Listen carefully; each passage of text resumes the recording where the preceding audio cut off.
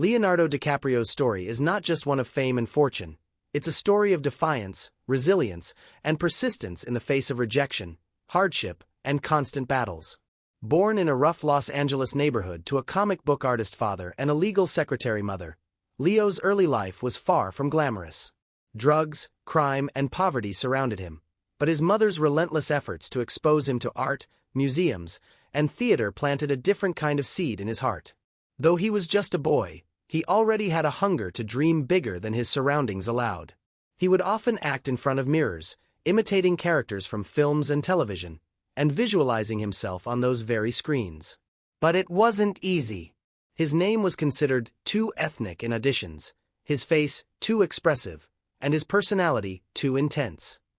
Rejected over 100 times in his early career, young Leonardo was told to change his name to something more American-sounding if he wanted to be taken seriously in Hollywood. He refused. That alone tells you something about the strength of his spirit. He didn't want to win by fitting in. He wanted to succeed by being himself. He took roles that no one else wanted. While others chased stardom, he chased challenges. From This Boy's Life to What's Eating Gilbert Grape, where he played a boy with a developmental disability so convincingly that people believed he was truly impaired, he poured everything into his performances. He wasn't hungry for fame, he was starving for greatness. And when Titanic made him a global icon, he could have coasted on his looks and popularity, but he didn't. He turned down role after role that didn't challenge him.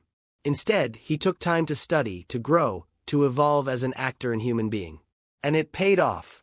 Films like The Aviator, Blood Diamond, Shutter Island, and Inception showed the world his depth, and The Revenant finally gave him the Oscar that had long eluded him.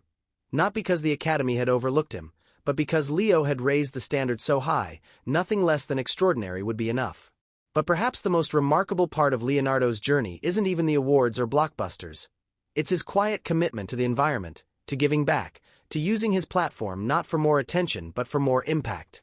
He's donated millions to protect wildlife, fight climate change, and support underprivileged communities. Even at the peak of his fame, he remains a student of life, humble, curious, driven. So what can we learn from Leonardo DiCaprio? That your beginnings don't define your ending. That being rejected doesn't mean you're not good enough. That staying true to who you are, even when the world asks you to change, is the most powerful act of all. His life is proof that you don't need to be born into privilege to achieve greatness. You just need the courage to keep going when no one believes in you but yourself. Because in the end, it's not about how many times you fall.